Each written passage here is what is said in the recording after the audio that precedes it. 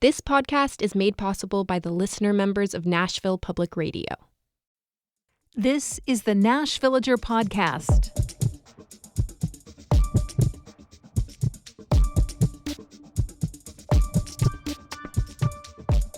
It's April 18th, 2025. On this day in 1930, BBC listeners turned on their radios expecting a 15-minute newscast. Instead, the announcer said simply, "There is no news," and piano music was played in its place. I'm Cardona, and this is your daily digest of what's happening around Middle Tennessee with historical context from Nashville Public Radio, WPLN News. There is no news. Honestly, there are days when I kind of wish I could say that to Morning Edition listeners instead of coming on the air with newscasts full of uncomfortable things. On days like that, when I get a moment, I look around to see if there's something happy or light to work into the mix. A palate cleanser. Yesterday, I was pleased to discover that Nate Bargatze, the comedian from Old Hickory, has been tapped to host the Emmys. Congratulations to him, right? But yeah, we needed that kind of news. Because here's what else I was finding to put into the newscast. Allusions to slavery and political pressure. Let's talk about the whips first. As you may know, lawmakers who are given the task of making sure members of their party cast votes are called whips.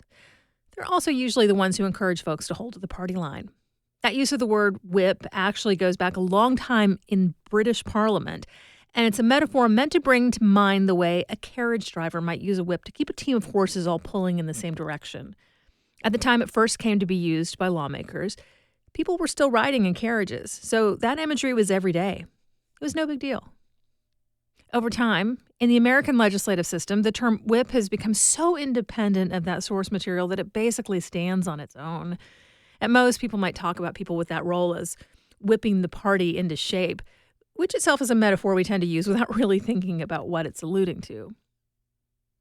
And that is the way that human beings used to be whipped as punishment, particularly enslaved people. Or the way that some masters and overseers historically wore whips as a visible threat to the people they were using as property. Stay in line, or else I will cause you great physical pain. Several Tennessee Republicans appointed to the role of deputy whip in the state house recently posted photos online showing a ceremonial presentation of actual leather whips.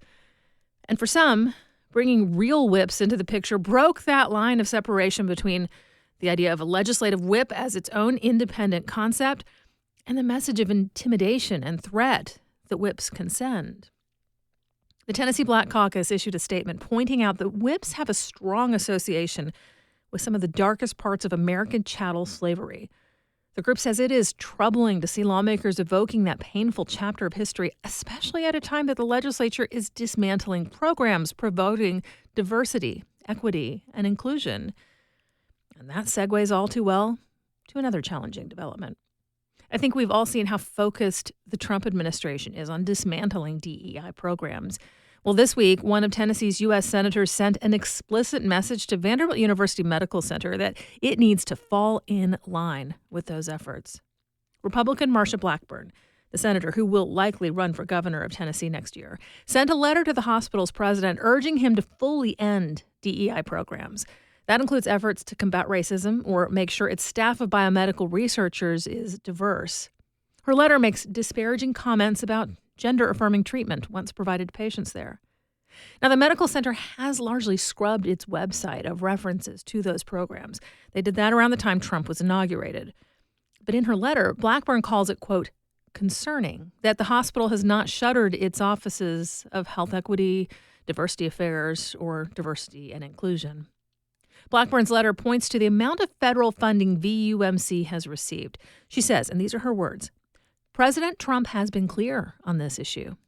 She doesn't threaten any kind of retaliatory action, but it's kind of implied when she urges the facility to fully comply with executive orders setting strict bans on DEI for programs funded with federal money.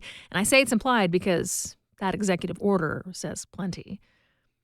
It's not always clear from the outside, but Vanderbilt University and its medical center are closely related but technically separate organizations. The hospital became independent of the school about 9 years ago.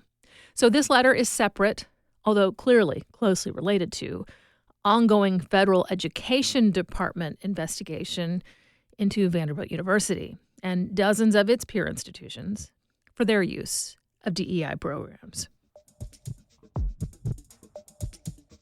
In just a few minutes, a tangible piece of Opry's 100th birthday celebrations. That's coming up after the newscast.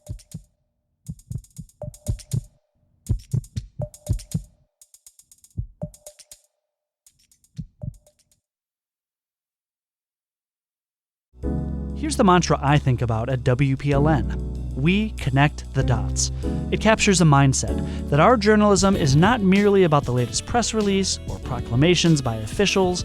Instead, we can develop expertise, dig deeper, and look to history to understand what's happening now. I'm Tony Gonzalez, news director.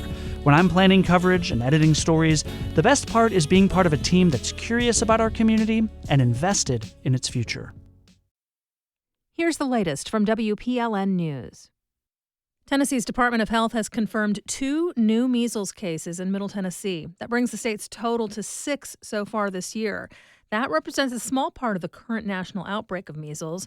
Over 700 people have gotten sick nationwide. The Department of Health says both of Tennessee's new measles patients are quarantining at home. Symptoms of measles include rashes, a fever, headaches, and congestion. The health department says 2 doses of the MMR vaccine can prevent the disease. Lawmakers are hitting pause on a measure that would allow public schools to refuse students based on their legal status. The bill could jeopardize more than $1 billion in federal education funding if enacted, according to a state review. That's because it would violate U.S. Supreme Court precedent. The bill's sponsor, William Lambert, says that he's in talks with the federal government to see if Tennessee will still be able to secure that funding through block grants if the bill moves forward. And so I'm going to spend a few days just trying to figure that out and make sure that there isn't any danger of that with this administration. Under the last administration, I guarantee there would have been a risk of that. But under a Trump administration, we're just trying to figure that out. The measure has already passed the Senate and awaits House approval.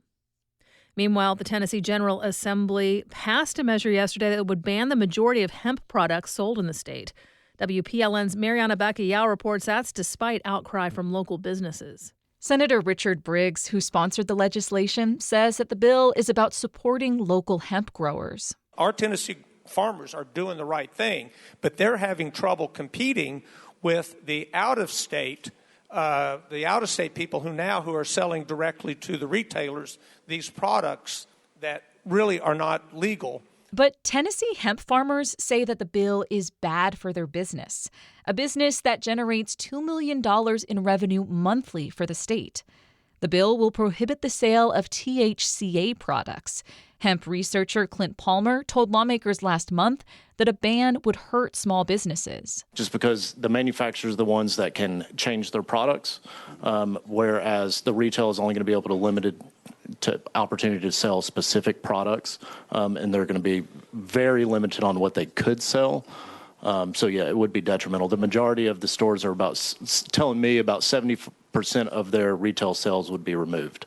Local businesses say THCA products are their best sellers and that this ban could potentially shutter a multi-million-dollar industry in the state. Mariana Bacallao, WPLN News. For a little while, people noticed new property values on Metro Nashville's online parcel viewer, but now they're gone. It seems to have been a premature rollout of reassessed values. This is a reappraisal year, meaning the local government is reassessing the value of buildings and lots that determines how much property tax is owed. A representative of the Davidson County Property Assessor's Office tells the Nashville Banner that certified tax rates and property values have not been released yet. Warner Park Nature Center is hosting a special art exhibit this weekend. WPLN's Caroline Eggers says a nonprofit collective of artists called the Chestnut Group painted scenes of the nearly century-old park. Plein air art, also called en plein air, is the act of painting in the great outdoors. For the Chestnut Group, this hobby has translated to a form of environmental activism. Their paintings call attention to threatened natural habitats, historic properties, and local landscapes in Middle Tennessee. Their latest show is called Finding Sanctuary, and is all about Nashville's largest park. There's a sunset over the Highland Rim Hills, a group of kids skipping rocks on a pond, a clear creek splashing over rocks. Each piece in the exhibit was painted outdoors in Warner. The exhibit is free and open to the public through Sunday. About half of proceeds from the art sales will go to Friends of Warner Parks, the nonprofit that supports the park's conservation. If you were one of the lucky ones to spot the pink full moon, good for you. If you missed it, there are plenty of other celestial light shows this month. You can catch a meteor shower peaking Monday night into early morning Tuesday. It's called the Lyriad meteor shower, and it's one of the oldest known, dating back to 687 BC. NASA reports this shower is known for surges that can travel up to 100 meteors per hour. Then there's the smiling crescent moon next Friday before sunrise. It's a thin crescent moon, making a triangle with Venus and Saturn to form a lopsided smile. You'll find more news anytime at WPLN.org.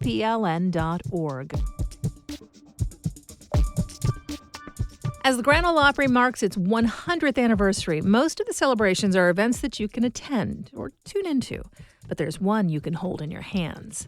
It's a book, one that weaves the live country music show's eventful history into one narrative. Senior music writer Julie Height tells us how historians Craig Shelburne and Brenda Colliday assembled the story. Have either of you seen or held this in your hands? From afar, I have not held it. Let's see. Oh, yeah. 350 pages. Is it heavier than you thought it would be? Yes. It's not quite the weapon I'd hoped, but, it's pretty sturdy. It's not nothing that Craig Shelburne and Brenda Colliday created such a hefty volume out of the Grand Ole Opry's ephemeral performances. Broadcast of the South's most popular radio program, the Grand Ole Opry. Putting on a show anywhere from 1 to 5 times a week makes things pretty crazy, and it makes it difficult to document everything as you go, especially for most of the time it was a live radio show only. So there aren't recordings, documents weren't saved. That's Colliday, who took up the challenge of organizing artifacts when she was hired as the first curator for the Opry, its radio home WSM, and its former downtown home, the Ryman Auditorium, in 1997. I think they really did not know what a curator did. They were really looking for someone to dust the exhibits, I think, but... She did far more than that. Eventually, she even got in a rowboat to help rescue precious items from the 2010 Nashville flood. Nashville's floods hit Opryland very hard, and there's a lot of people working to make it better. Maintenance people started pulling all of the glass out of the exhibit cases. The first thing I grabbed, I will say, is Minnie Pearl's Mary Jane's that she wore for over 50 years. Shelburne has attended the Opry many times in his 3 decades as a Nashville music journalist, and he was tapped to work with Colliday, who'd moved on from the Opry on the official centennial book. They were given just 18 months to pull it off. Brenda gave me a pep talk, and we both just kind of jumped right in. Shelburne and Colliday scoured the Opry archives, the Country Music Hall of Fame and Museum's oral history collection, and digitized newspapers, and they did lots of interviews. I mean, we talked to artists that don't always give interviews. We talked to Barbara Mandrell for a pretty good long time. I can vouch from experience that's a big get. They went to Dolly Parton's compound and sat down with Reba McEntire, too. Almost all of the country celebrities they asked were willing to share their Opry memories. But Colliday says their research didn't fixate on fame. A lot of times the story gets told through the biggest stars. The stories don't only happen to the people who went on to have their own TV shows or biopics. The majority of the performers who've been on the Opry never became household names. Shelburne chased down the story of how yarn-spinning old-time banjo player Mike Snyder, who calls himself the Opry's most obscure member, first made it on. Mike had won a banjo-picking contest. He came back to his hometown, and through some connections of his hometown and people at the Opry, they decided, let's have him play on a slow Saturday night at the Opry, and we'll give tickets away to everybody in his hometown. They did it kind of as a publicity stunt, and it totally worked. Shelburne and Colliday made sure to mention the numerous times in the last 100 years when it seemed like the Opry itself might not work any longer. A decade into its tenure, it caused tension with the life insurance company that founded WSM and housed the studio where audiences watched live Opry broadcasts on Saturday nights. Here's Colliday again. Some executives showed up wanting to do some work late at night and couldn't get into the building because people thought they were cutting in line. That was the end of audiences for the Opry for a while. Because the Opry did keep going through changes in venue and technology and the rise of new generations and styles of country music, there were inevitable growing pains.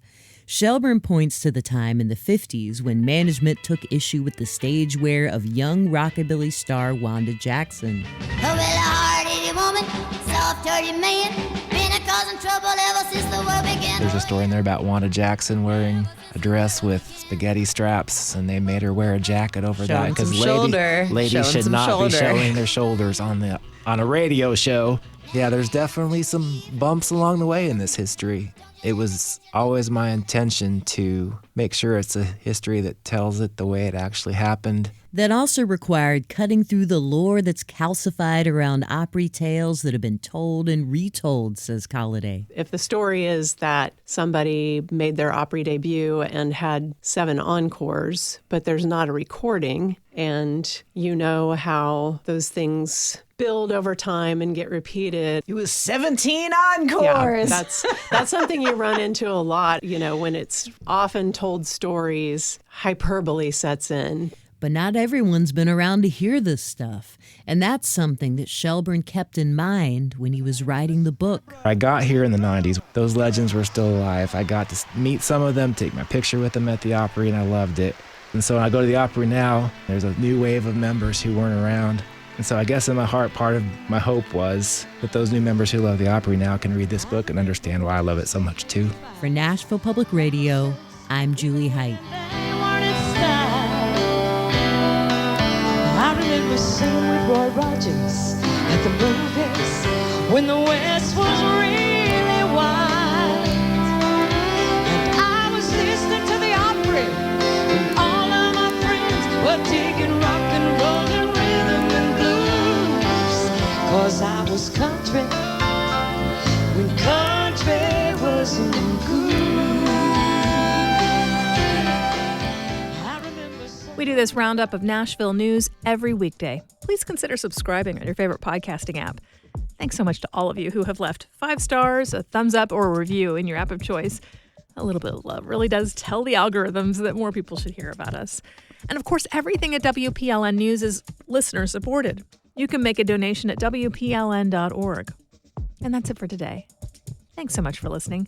Let's make this day a good one. And we'll catch back up next week.